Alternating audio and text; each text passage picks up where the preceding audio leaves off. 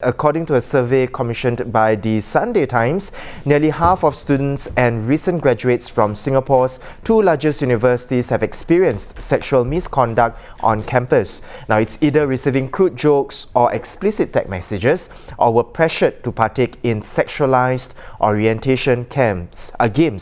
And now, in some cases, they are victims of more serious incidents. Now, what is more worrying is that most of these cases were not reported to campus authorities. Now, to share more on the survey findings, I have with me right here education correspondent Amelia. Now, welcome, Amelia.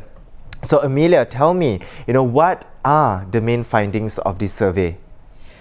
So we commissioned this survey because we couldn't find any public data on sexual misconduct in our universities. We so far have heard all anecdotes, but nothing, really concrete.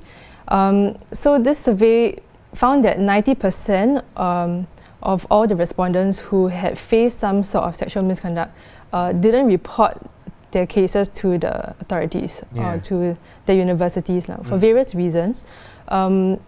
Most of them said they couldn't, they didn't have enough evidence. They didn't believe that they would be believed. They also said that the incident happened a while ago. Right. And for those who made a report, eventually they found that most of them were not satisfied with the outcomes. Right. So this ties in quite nicely with Aware's 2014 survey, which also found that just 6% of the respondents sought any kind of help for similar reasons. And this matches what my colleague Jolene and I had found talking to various victims over the past few months, university students or recent graduates who also said they didn't have very satisfactory outcomes with the universities. Right. And Amelia, of course, the survey also found that the respondents have different opinions as well on what constitutes as sexual misconduct. More on this. So most, between guys and girls, most people would think that things like, outrage of modesty, even rape, voyeurism, those are quite plainly wrong.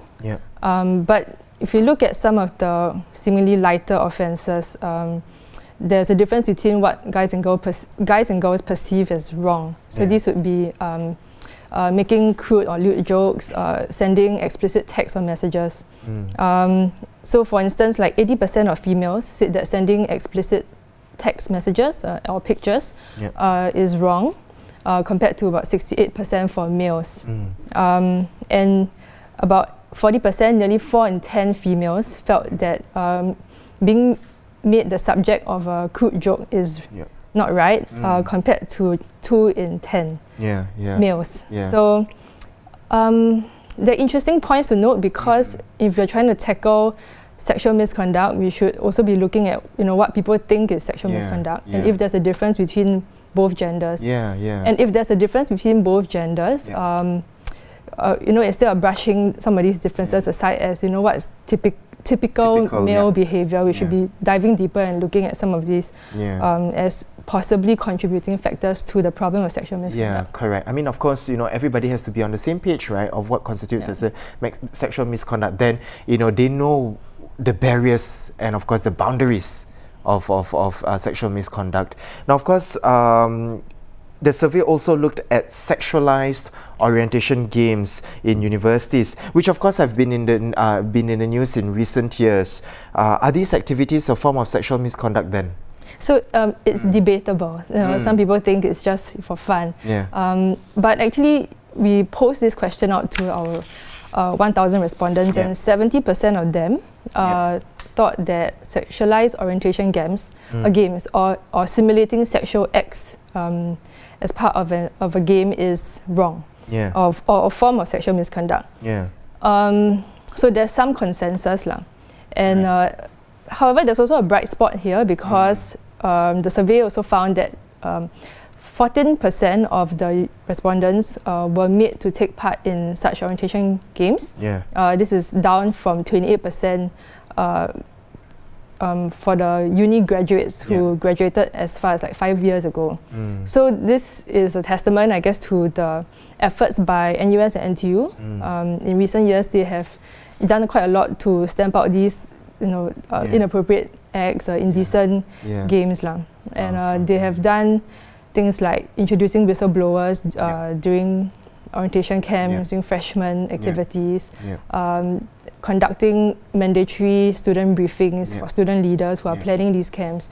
And I think this is a good move because, we have to know that no one should be made to feel that, in order to fit into the university crowd, you have to take part in something that you think is, offensive or inappropriate.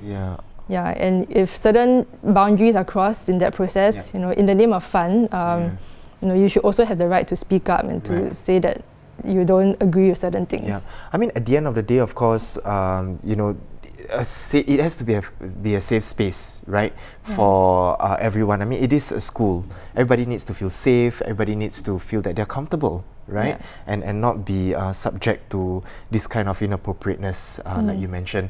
Thank you once again, Amelia, for coming onto the show to talk more about the survey findings. Of course, for those of you who haven't actually read the article, or if you want to know more about the other details of the survey findings, do visit our website at www.straitstimes.com.